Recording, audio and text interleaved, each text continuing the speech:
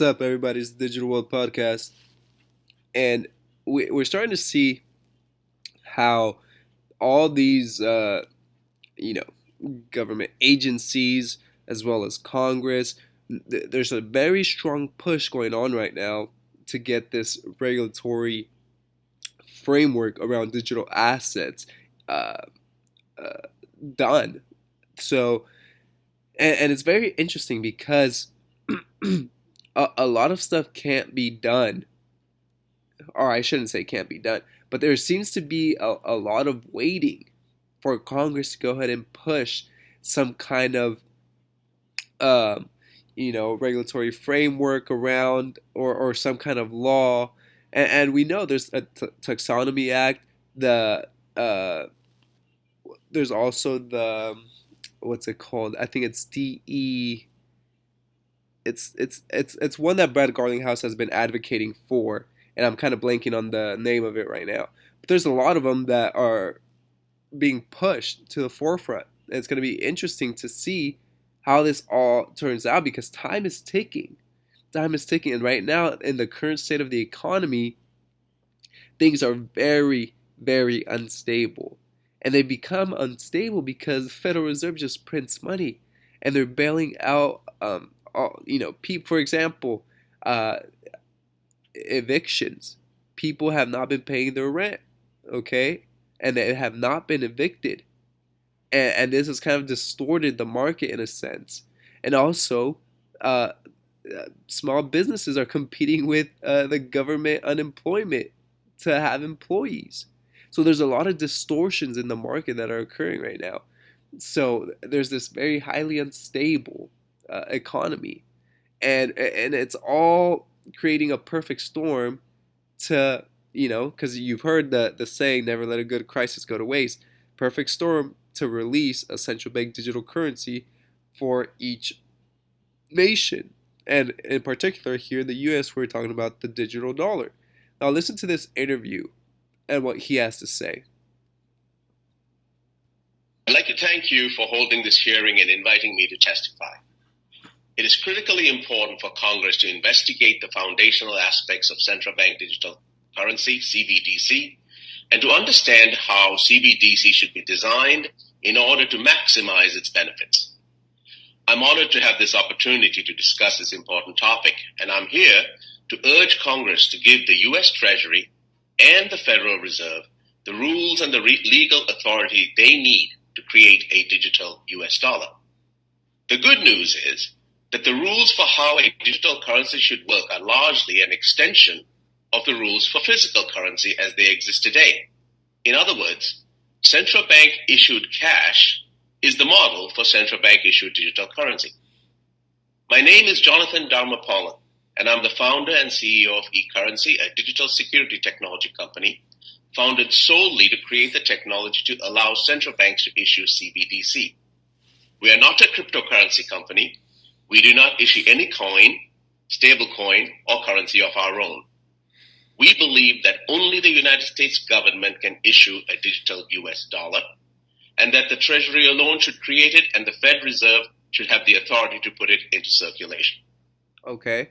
And thank you to Digital Assets Daily for posting this. He said, very well said, let's get this moving and bring clarity to the USA. The two-tier system could be the most efficient system globally with regulatory clarity, especially taking advantage of USA-based companies like Ripple and Stellar, so the US is not left behind. Okay? And here's the second part of this. Follow the laws laid out by Congress, and not the reverse, where laws are formulated to suit technology. In other words, our government should enumerate what standards a CBDC should meet and require that technology enables compliance with those laws and standards. To advance our understanding of CBDCs and to encourage the study of a U.S. digital dollar, Congress should take the following steps. First, address the definition of legal tender in the U.S. Code to add digital currency to the current standard of notes and coins. Second, clarify the role of the Treasury and the Fed Reserve in the creation and issuance of a digital currency. And Okay, so it looks like that might be repeating a little bit of what he just said here. Now, before we continue, I just want to point out the fact that he said that he wants Congress to create the laws and regulations that will allow for the U.S. Treasury and the Federal Reserve to issue a digital currency. So I thought that was interesting. So right now it looks like it's hinging on Congress to create those laws and regulations. So we'll monitor that. Tom Emmer posted this about Maxine Waters. He said, "Either we can go far together or go nowhere alone." And it seems like she started a digital assets working group uh,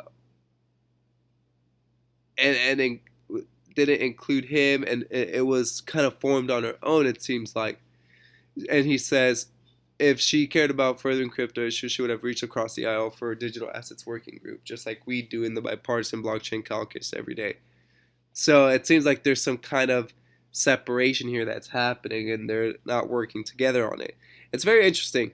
A lot of stuff is taking place, and there's a lot of division there for sure. But um, there's a lot of strife that is happening. But I do think, like I said, the perfect storm is being created, and at some point, when that crisis comes, and we talked about crises that are coming, and it's gonna happen in a blink of an eye, and it's gonna get figured out. As of now, there's still a lot to get worked through, and so it's stuff like this that you see, like it's almost hard to imagine that's gonna get done. But when stuff hits the fan, then you'll start seeing things happen. That's my opinion. Now we see here CoinDesk put out an article that says that Salvador's adoption of Bitcoin as legal tender could lead to the collapse of the economy, Hankey says. Now, here's the thing. If you make it as legal tender in your country, now you're susceptible to the volatility that that digital asset has. So when it's in a bull run, it's in a bull run. Your economy will probably be booming. But when it goes down 80 something percent in the bear market, and it's like that for a couple years, then what does your economy look like? So I thought that was very interesting. I thought I'd point that out to you guys. And Peter Schiff, I appreciate his point of views. Not everything that he says is do I agree with or do other people agree with, but I do agree with what he says here. And I think that if you entertain multiple ideas and you're able to see and try to understand other people's perspectives, you can learn something. And this is what we're all about. We're about learning on this channel. He says, the real way to increase demand is to increase production, which is true. As supply grows, prices fall. It's all about supply and demand. The lower prices create real demand as consumers can afford to buy more stuff at lower prices. But when governments create fake demand by printing money, which can cause inflation, merely causes prices to rise. And he puts down here, correct, the key to real economic growth is falling prices. Supply creates its own demand. The best way to achieve this is with limited government and sound money. And he said that does not mean Bitcoin. And so, folks, right now, with everything that's happening, we this is just the beginning of the end. And this is why I get up every day and I do these videos. And it's because I want you guys to be aware and to learn about everything that's happening. And I do believe that digital assets are here to stay. And that's why you're invested in them. And you're invested in ones with utility, with fundamentals, because those are the ones that make sense. And, this is not financial advice, and everyone has their own trading plan. I always say this. But when you have the opportunity to take some profits, I would do it. And it's important because if we're in a bubble and prices do end up crashing, and you took profits when things were high, then you can reinvest it into them when they're cheap, because that's when you get a good bargain. You don't buy things when they're high and sell them when they're low. Okay? It's all about managing that portfolio, the percentages in your portfolio. And it's up to everyone to decide what that is. Now, talking about crises, Zero Hedge put and says that most cyber attacks in the world come from the U.S. Now, that's interesting that Putin is stating that. We have seen many cyber attacks. I'm not saying that that's what I believe. I'm just saying this was Zero Hedge put out. But we do see a lot of cyber attacks that are taking place, and at some point or another, if there's a major global cyber attack, like Klaus Schwab says, that could be a very scary sight because it could put everything to a sudden halt. And you're talking about you no longer have internet, you don't have electricity, hospitals aren't working, transportation's not working, everything's just stopped.